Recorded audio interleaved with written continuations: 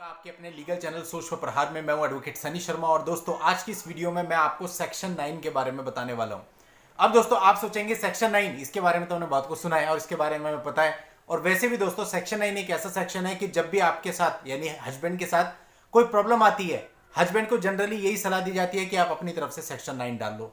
हालांकि बहुत सारे मामले ऐसे रहे हैं जहां पे हस्बैंड को पता है मैं इसके साथ रह नहीं सकता, मुझे इसके साथ रहना नहीं है, फिर भी वो अपनी तरफ से सेक्शन 9 कर देता है। तो दोस्तों ऐसे सेक्शन 9 में आप आगे जाके फंस जाते हैं। फिर भी दोस्तों बहुत सारी सिचुएशंस होती हैं सेक्शन 9 में भी। तो सेक्शन 9 से रिलेटेड बहुत सारे वीडियोस मैंने अपने चैनल पे बनाए, इसके फायदे, इसके नुकसान, कब डालना चाहिए कब नहीं, अगर आप इसमें फंस जाते हैं सेक्शन 9 की वजह से तो आपको क्या क्या नुकसान होते हैं, सब चीजें मैंने विस्तार से बनाई हुई हैं। पर दोस्तों बावजूद इसके लोगों के मन में कंफ्यूजन है, उसके बाद भी बहुत सारे केसेज आए हैं, बहुत सारे लोगों ने वो वीडियोज नहीं देखे हैं, बहुत सारे नए सब्सक्राइबर हैं। तो दोस्तों आज का ये वीडियो बहुत ही इंपॉर्टेंट होगा। आज मैं हर पहलू पर बात करूंगा सेक्शन 9 से रिलेटेड। और दोस्तों सेक्शन 9 से आपको क्या फायदे मिलते हैं, क्या नुकसान मिलते हैं, क्या जिन लोगों के मामले चल रहे हैं, रनिंग में हैं, वो भी सेक्शन 9 का यूज करके कुछ फायदा उठा सकते हैं। सारी चीजों को आज के इस वीडियो में मैं आपके सामने रखने वाला हूं। दोस्तों वीडियो बहुत इंपॉर्टेंट है, आखिर तक वीडियो में बने रहिएगा।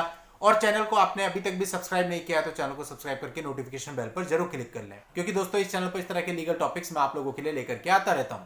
तो चलिए दोस्तों सेक्शन 9 को समझते हैं। सेक्शन 9 सबसे पहले आप ये जान लें, महिला और पुरुष दोनों ही फाइल कर सकते हैं।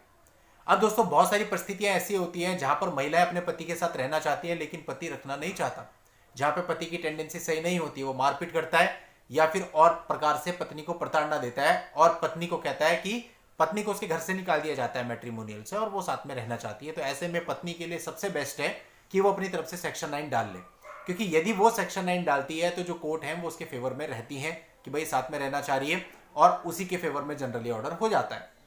अब दोस्तों बात करते हैं हस्बैंड की, कि यदि हस्बैंड अपनी तरफ से सेक्शन 9 डालने की सोच रहा है तो उसको कब डालना चाहिए और कब नहीं डालना चाहिए। देखिए दोस्तों इसमें सब लोगों की अलग अलग राय हो सकती है। मेरी राय ये होती है कि यदि आपके बीच में डिस्प्यूट चल रहे हैं और आप ये सोच के सेक्शन 9 डाल रहे हैं कि मैं सेक्शन 9 डालूंगा तो मेरा मेंटेनेंस बच जाएगा, तो दोस्तों ऐसा आज के समय पे बिल्कुल भी नहीं है। आप कह देते हैं मैंने सेक्शन 9 डाला हुआ, लेकिन आप में से बहुत सारे लोग होंगे, लगभग अधिकतर लोग होंगे जिनका सेक्शन 9 डला हुआ है लेकिन सभी का मेंटेनेंस बंधा हुआ है, यानी कुल मिला के आपको मेंटेनेंस में तो कहीं कोई फायदा नहीं मिला। हाँ ऐसा कहा जरूर जाता है कि भाई आपको मेंटेनेंस में फायदा मिलेगा, बट प्रैक्टिकली आज के समय पे ऐसा नहीं है। तो अगर आप ये सोच के सेक्शन 9 डालते हैं कि मैं मेंटेनेंस से बच जाऊंगा तो दोस्तों ये आपका केवल भ्रम है, और इस भ्रम से जितना जल्दी बाहर आए उतना अच्छा है। दूसरा दोस्तों दूसरे एंगल से बात करते हैं। सेक्शन 9 अगर हम डाल रहे हैं और हम पत्नी के साथ रहना नहीं चाहते हैं वास्तव में, तो आपके लिए आगे चल के समस्या हो जाती है, क्योंकि पत्नी अगर आपके मुकदमे में अपीयर होकर कह दे कि मुझे तो साथ में रहना है, तो आप अपने ही मुकदमे में झूठे पड़ जाते हैं। क्योंकि कोर्ट कहती है कि ठीक है आपने डाला है कि मैं अपनी पत्नी को रखना चाहता हूं, पत्नी कह रही है ठीक है मैं भी रहना चाहती हूं, तो चलो ले जाओ घर, सेक्शन 9 को क्लोज करते हैं। तो दोस्तों ऐसे केस में फिर आप फंस जाते हैं। अगर आप पत्नी के साथ नहीं रहना चाहते या आपको डर है कि अगर मेरी वाइफ मेरे घर में आ गई तो कुछ प्रॉब्लम क्रिएट हो सकती है, या अदर कोई रीजन है जिसकी वजह से आप उनके साथ नहीं रहना चाहते हैं, तो ऐसे केस में आप अननेसेसरी अपने ही जाल में फंस जाओगे। अगली कंडीशन ये आती है जब जो पति है वो वास्तव में पत्नी को रखना चाहता है, इसके लिए वो सेक्शन 9 डालता है। पत्नी मायके जाके बैठ गई है, उसके साथ में बच्चा भी है, अब वो चाहता है मेरा बच्चा और मेरी पत्नी वास्तव में मेरे घर वापस आ जाए, इसके लिए वो सेक्शन 9 डाल देता है। तो दोस्तों मेरे हिसाब से ये भी गलत है। गलत इसलिए है कि आपने अपनी तरफ से सेक्शन 9 डाला, लेकिन उसके रिवर्ट में पत्नी या तो आपके ऊपर 490 अटैक कर देती है, या मेंटेनेंस का केस डाल देती है, या डीवी एक्ट डाल देती है, और उसमें बहुत सारे एलिगेशंस आपके ऊपर होते हैं, जिनमें से आप सभी के अकॉर्डिंग वो अधिकतर एलिगेशन जो होते हैं वो झूठे होते हैं। और हमारे अपने एक्सपीरियंस के अकॉर्डिंग भी ऐसा है कि कुछ मामलों में ठीक है लेकिन अधिकतर मामलों में फॉल्स एलिगेशंस होते हैं। अब दोस्तों ये फॉल्स एलिगेशन जब आपके ऊपर लग जाते हैं तो आपका मन बिल्कुल खट्टा हो जाता है। आप कहते हैं यार जिसने मेरे ऊपर इतने सारे एलिगेशन लगा दिए बिना किसी बात के, मैंने तो वापस बुलाया था, अब उसके साथ मैं कैसे रह सकता हूं। और एक डर भी आ जाता है कि यदि मैं उसके साथ रहूंगा तो फिर जाने कौन कौन से एलिगेशन वो लगाए। तो यहां पे भी आपके सेक्शन 9 का मकसद खत्म हो गया। अब सेक्शन 9 आपने डाला था वापस लाने के लिए, लेकिन एक्चुअल में आप उसको वापस लाने नहीं चाहते, क्योंकि सेक्शन 9 के बाद जो उसने केस डाले उससे आपकी विचारधारा बदल गई, उससे कंडीशंस बदल गई, लेकिन सेक्शन 9 अभी भी आपका स्टैंड है। अब आप क्या करें, क्योंकि सेक्शन 9 में तारीखें भी लग रही हैं, उसमें आपका पैसा भी जा रहा है, उसमें आपका टाइम भी जा रहा है। अब अगर आप उसको विड्रॉ करते हैं तो सामने वाली पार्टी इसका फायदा उठाएगी, बोलेगी देखिए ये तो लाना ही नहीं चाहते थे, गलत केस दर्ज किया और अब उसे विड्रॉ कर लिया। और यदि आप विड्रॉ नहीं करते उसको चलाते हैं तो आपके सामने प्रॉब्लम यह है कि यदि सामने वाली पार्टी यानी लड़की पक्ष सेक्शन 9 को खींचना चाहे तो वो बीच बीच में अपेयर होता रहेगा और सेक्शन 9 में ही आपके कई बार 4-4, 5-5 साल भी निकल जाते हैं। और समस्या ये कि जब तक सेक्शन 9 चल रहा है तब तक आप डाइवोर्स का केस फाइल नहीं कर सकते, तो आप तो पूरी तरह से फंस गए।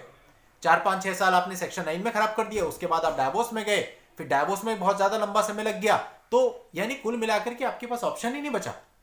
अब तो यानी आपने जितना डाइवोर्स में समय आपका लगना था 7 साल 8 साल, उसमें आप 5-6 साल अननेसेसरी के ऐड कर लो।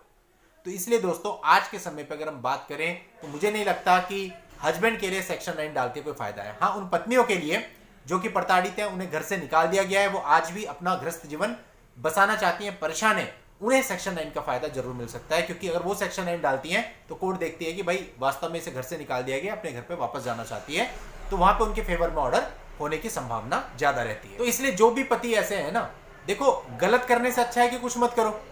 गलत आप करोगे, आपका टाइम भी गया, पैसा भी गया, आप हैरेस भी हुए। तो जो पति हैं मेरे हिसाब से उनको इनिशियल लेवल पे एकदम से बिना सोचे समझे सेक्शन 9 नहीं डालना चाहिए।